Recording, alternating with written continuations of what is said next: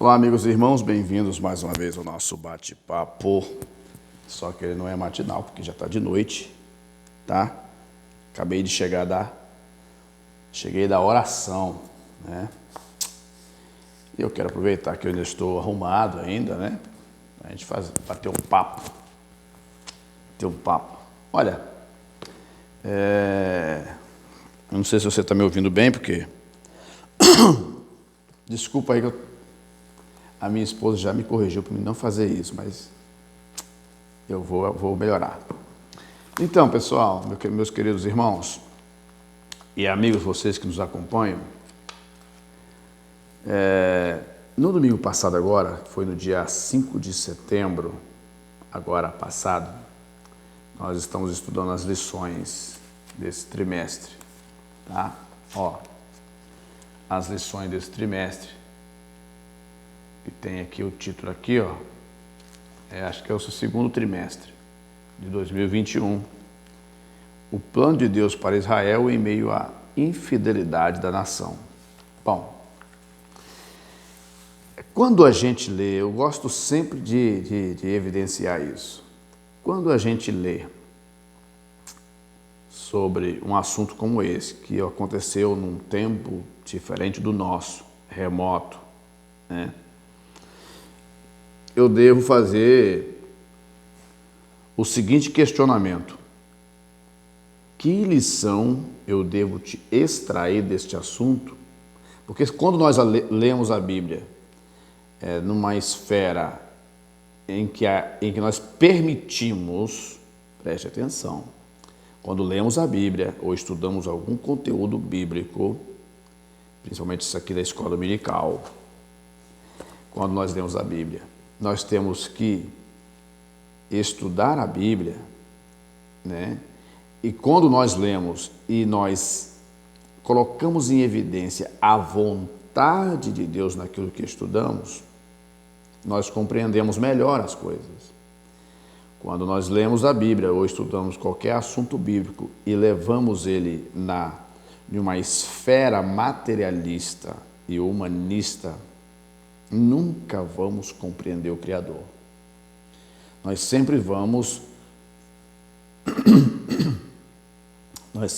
ficar debatendo em cima de pontos em que não são interessantes para o nosso crescimento, para a nossa vida como um todo, de nos prevermos de possíveis situações e comportamentos que levaram estas pessoas à decadência, à ruína. Esta nação, a nação de Israel, ela foi à decadência, à ruína várias vezes. Tá certo? E esta lição aqui ela é interessante, que ela fala de pontos importantes em que a nação de Israel estava vivendo, tá? Por ser uma nação separada e que tinha uma crença diferente das demais, a qual o Criador era evidenciado. Por isso que esse contexto todo, olha só, é interessante que há milênios que essa Bíblia foi escrita, com livros muito mais antigos da época do que ela foi impressa, tentaram impedir que esse livro circulasse, mas por uma razão do Todo-Poderoso, nós temos acesso a esse livro impresso e agora em digital. Você pode ir na internet, você pode abrir. Então, quando você lê a Bíblia, entenda bem aqui, falando ao pé do ouvido. Quando você lê a Bíblia, procurando evidenciar a vontade de Deus naquilo que está sendo proposto, você consegue ter uma visão muito mais ampla de quem é você de fato, de qual é o teu papel na sociedade. E que se você cometer os mesmos erros que aquelas pessoas cometeram lá no passado, você também sofrerá as mesmas consequências. O engraçado é que nós queremos pagar para ver. Eu não quero pagar para ver. Não. Se é uma ordenança, eu vou obedecer, eu vou observar, né? Lembra dos Salmos primeiro? Bem-aventurado o varão que não anda segundo o conselho dos ímpios e nem se detém na mesa ou roda dos escarnecedores. Antes, o seu prazer está na lei do Senhor. E nela, medita de dia e de noite. Agora, o segredo do Salmo 1 está na resposta em que Deus é capaz de dar. Está entendendo? Olha só, quer ver? Às vezes as pessoas já são engraçadas, às vezes o ser humano, nós seres humanos somos engraçados, né? Então o Salmo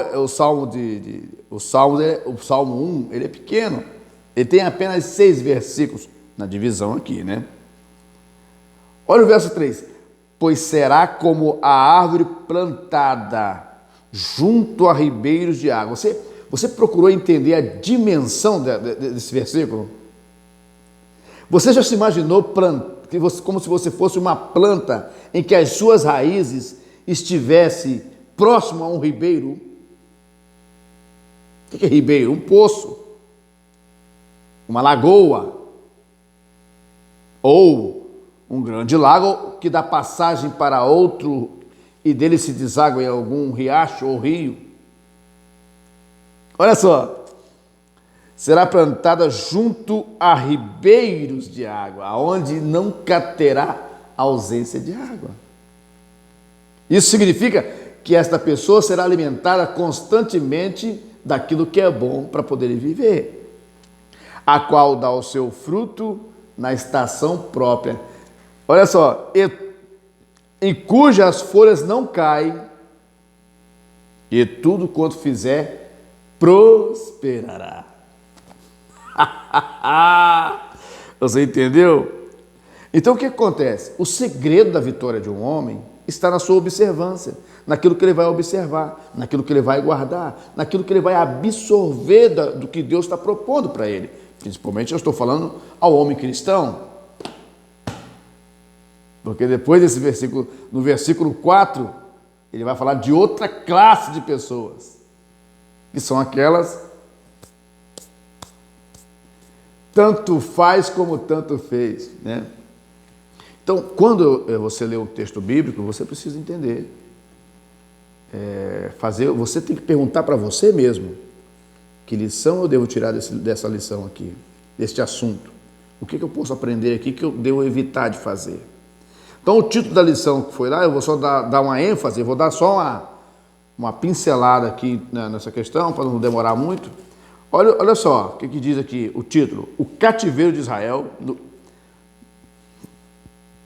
Essa lição se refere-se ao reino do norte, porque Israel estava dividido depois que Salomão ele veio a falecer, seus filhos assumem, e por uma ingerência de um dos seus filhos, o reino se dividiu, né? Que aumentou os impostos, ele decretou que a carga de impostos deveria ser 4 vezes mais do que era o que o pai cobrava. O país, a nação se dividiu em 2 reinos. 10 tribos para a nação do norte e 2 tribos para a nação do sul. Ficou dessa forma aí dividido. Tá? Então, qual é o objetivo dessa lição aqui? Ressaltar ou destacar as injustiças cometidas na nação de Israel.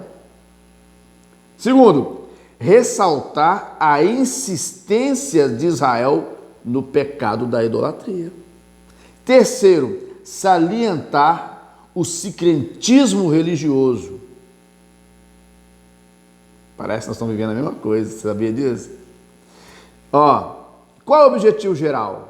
Compreender que nossas transgressões nos afastam de Deus. Simples assim. Então, Israel passou por um processo, e isso está registrado na leitura em classe que os irmãos fazem. Deixa eu ver aqui. Na leitura em classe, no segundo livro de Reis, capítulo 17, do verso 1 a 14. E também do mesmo capítulo 17, do verso 20 a 29. Então, uma das coisas que levou Israel a ter declínio foi a injustiça dos seus superiores, dos seus governantes. Segundo, a insistência, o envolvimento da nação com o pecado. Que pecado é esse? Tudo aquilo de orgia que você imaginar, que contraria a boa ordem. Israel estava se metendo. E terceiro, o sincretismo religioso. O que é isso? Eu fiz uma busca do que é sincretismo religioso. É uma mistura de várias religiões, de várias crenças, né? Em que forma uma doutrina, em que todos seguem, onde não há uma doutrina específica. Então havia essa mistura de religiões e o povo já não tinha um padrão divino de adoração mais, adorava qualquer coisa. Esse período aqui foi um período, eu não vou ler tanto aqui, senão vou ganhar muito tempo aqui, vou te atrapalhar. Esse período aqui, essa mistura de crenças era tão que eles achavam comum, inclusive os governantes naquela época, eles davam esse exemplo. Os filhos de Israel ofereciam seus filhos a sacrifícios, como havia um deus que era adorado naquele tempo, o deus Moloque. Ele ficava com as mãos assim, e dizem a história que ele no livro de geografia bíblica tem, que eu tenho ali comigo, e na história você vai achar. Então ele era um deus que ele ficava assim com as mãos, e por dentro era oco, então colocava-se fogo até as mãos ficarem avermelhadas. Quando ficavam avermelhadas, né, no ponto de fusão quase, né, em que o cobre, não sei, ou o bronze, estava naquele ponto quase que de fusão, fervilhando, a mão ficava vermelha, rubro. Eles pegavam as crianças ainda vivas e colocavam na palma do deus Moloque. Ali elas se queimavam, sacrifício para prosperidade, para não sei o quê, essas crenças antigas. E isso era abominação a Deus, que Deus não gostava, não aceitava ou não admitia que os cultos que fossem direcionados a ele tivessem esse tipo de comportamento, de sacrifício de pessoas até. Israel se meteu nisso. As alianças que Israel fez levou Israel à decadência espiritual, porque houve uma mistura, as pessoas não sabiam para onde elas estavam indo, havia altares em todo Israel, né? As pessoas não tinham um local específico para adoração a Deus, e agora a adoração ao Todo-Poderoso ela ficou pulverizada, cada um fazia o que bem entendia, e isso trouxe um mal muito grande, porque as pessoas perderam a referência do Criador. E ao perder a referência do Criador, todas as maldades começaram a acontecer. Inclusive, desculpe aqui você achar que eu estou convertendo esse momento de conversa espiritual no momento político. Não. Isso afetou Israel na sua classe política, na sua classe religiosa, afetou em tudo. E a maldade, ela cresceu de uma tal forma que o pobre, ele era exprimido. Ele era esfoliado. Olha aqui, ó. Vou ler aqui para você, ó. Quer ver, ó? Vou ler aqui no primeiro ponto, tá? O terceiro item, ó. O aumento da riqueza nacional, especialmente no reinado de Jeroboão II, fez com que pequenos proprietários fossem espoliados pelos mais ricos, até que se tornassem pobres novamente, e servo desses usurpadores. Enquanto os mais abastados viviam na extravagância, os pobres eram vilipendiados e permaneciam na miséria. Essas injustiças fizeram com que os profetas Amós e Oséias formalizassem graves denúncias contra o rei e os seus seguidores, Todos esses brutais pecados da nação de Israel foram apontados pelos profetas com pesadas advertências ao arrependimento e apelo à misericórdia e o amor a Deus.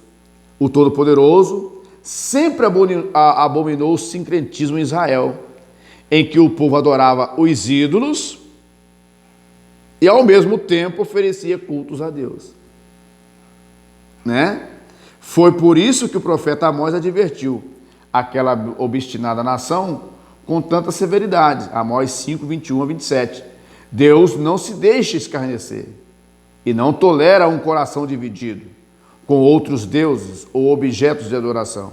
Esses falsos deuses influenciavam o coração do povo, inclinando-o contra a vontade de Deus, né? E também contra a sua palavra. Então o que acontece? Isso fez com que o povo perdesse essa essência espiritual e se aderisse a vários tipos de comportamentos e crenças. Se você fizer uma observação assim, com a mente pura, assim, parar um pouco assim, e fazer, tem aquela visão panorâmica, quando você sobe em determinado lugar alto e dá uma olhada no horizonte assim. Se você parar um pouquinho e fizer aquela visão panorâmica de análise do que nós estamos vivendo no momento, muitas dessas práticas nós estamos vivenciando nos dias atuais. E essas coisas, elas trazem desequilíbrio nas pessoas. Nós temos, vamos lá, vamos apontar aqui, pelo número de crentes que nós temos, nós não era para ter tanto problema assim. Essa era a visão de Deus. Que os servos, seus filhos, crescessem tanto em que a violência, a maldade fosse suprimida. Violência entre pessoas, entre organizações, aonde surgem as facções. Violência no lar, aonde marido e mulher se degradiam. Parece colocar um ringue dentro de casa. Assassinatos. Às vezes a esposa mata o marido mata a esposa. A violência entre pais e filhos. A violência nas igrejas. As divisões. Crentes que não se falam. Homens e mulheres divididos. E quando isso acontece, a violência urbana aumenta. Não está pior porque ainda tem um pouco de homens e mulheres comprometidos com Deus ainda. Por isso que não está pior. Porque se eles afastarem Deus realmente da sociedade, pelo que nós estamos observando, estão querendo. E é silenciosamente. Porque quem tem um plano maléfico, ele não tem pressa para executar.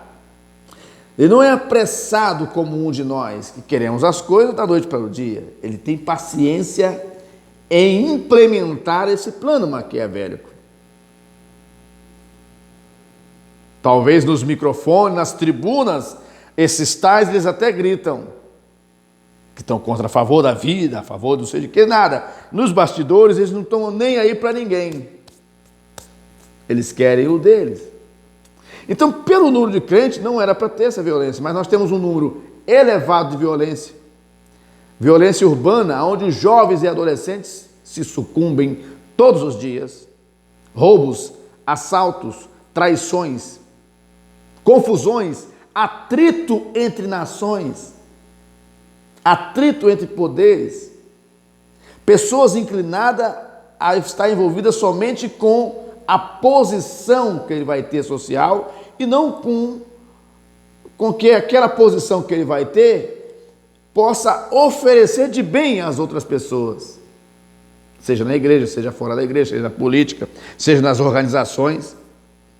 Então todo esse índice elevado, pessoas perturbadas, pessoas com vontade de se matar, suicídio, pessoas com crise de identidade, uma hora quer ser uma coisa, outra hora quer ser outra. Pessoas com distúrbios mentais. Pessoas que desistiram da vida, até mesmo crente. Tem até pastores, obreiros, ministros que foram homens brilhantes no passado e hoje estão no esquecimento. Por quê? Porque ficaram preocupados com coisas daqui. Lembra de Moisés? De Josué, de Abraão, de Isaac, de Jacó? Por que eles são lembrados? Por que seus nomes são citados?